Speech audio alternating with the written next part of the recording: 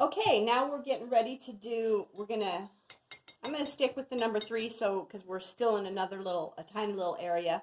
So we did our really hard middle one, we did the side one, and we did this little guy, which I can come back later.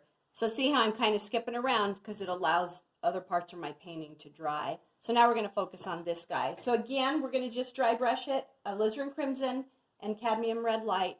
And look what I'm going to do. I'm just going to start right here, pretty dry. And I'm going to pull it. So I'm going to pull it from the edges right now. Just kind of getting the feel of the paint. And I'm going to pull this down here. So a lot of this, I'm not adding any extra paint. I'm just using water. Oops.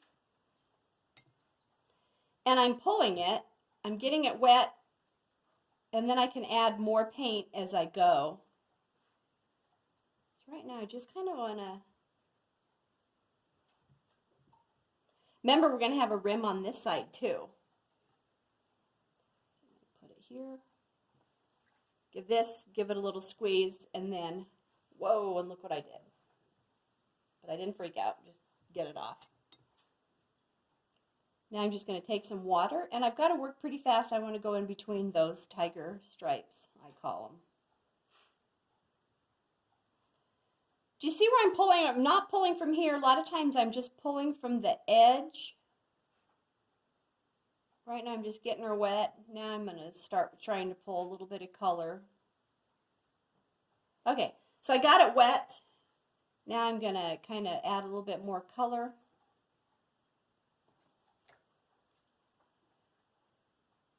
Lift that. There's that little rim. I put a little more color on the rim. A lot of it is just water too. A lot of it is just water. Remember, when you're inside a petal, it's going to be darker as it's closer to the inner part of the flower, and then as it kind of goes to the edges, it'll lighten. Whoops. And a lot of this, I'm not putting any extra paint on. I'm just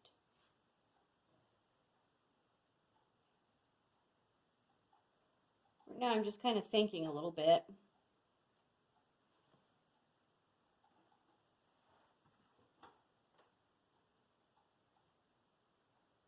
Put a little extra paint on here because I want these guys to, a lot of it is lifting, put it on, lift it, take it off, put it on, lift it when you're doing little flowers. That looks pretty good. I just wanted some contrast, meaning light and dark up against those. That helped. Now I can kind of come back in here just with some water. I got a little bit of water on my brush. I'm always doing this so it's not saturated.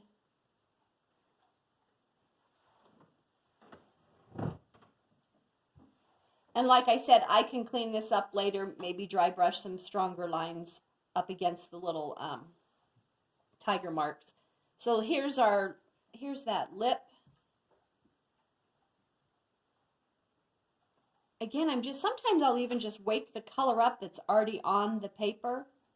Just kind of lift it up.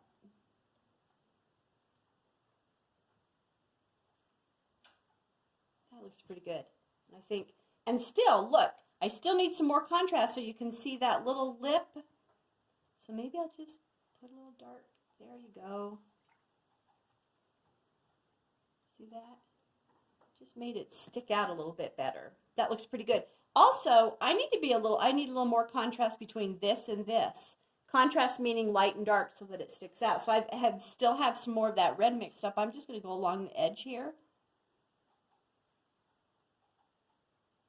About like that. Take your brush, put it in the water, give it a squeeze,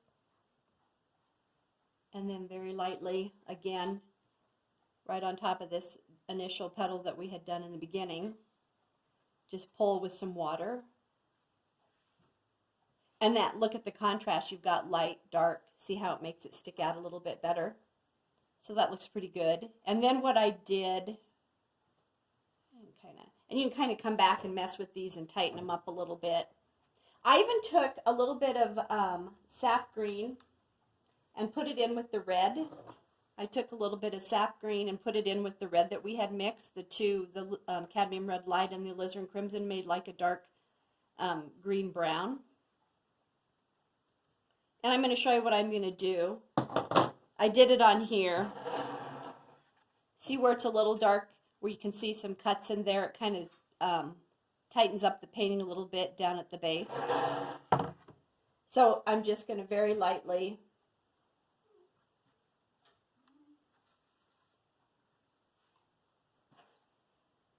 and this should be dry. Just get a nice edge on your brush and very nicely kind of go in here and tighten it up down under here too. And just kind of drag it. And if it's not moving, you can add a little bit of water. I just have straight water on here, and you can tighten that up. Just put some water on your brush and just kind of wake that up. Kind of gives you a nice cut. And I think I'm going to do one over here. There's one in between this. Just finishes up the top of the piece. And I am so left-handed. I always run my hand in the painting sometimes. So I just kind of took a little bit of that green. I mixed a little bit of green with the red, kind of made a green-brown. Just kind of did a little bit of that. And it just kind of tightens it up a little bit. And kind of lift that a little tiny bit. And look, remember we were saying if a little bit of the color gets in your yellow, you can just take some water and it will just lift a little bit. That looks pretty good. It's pretty close. So there's the finished piece. And you know, I always say never judge your painting till you get everything done on the piece, because man, this came to life when we put the leaves and the stem in. It really helped. So now we've got the top on, and then we'll get ready to do the stem and the leaves, and then I'll just show you a few little dry brush things you can do around these to kind of make them a little bit tighter. But we're pretty close.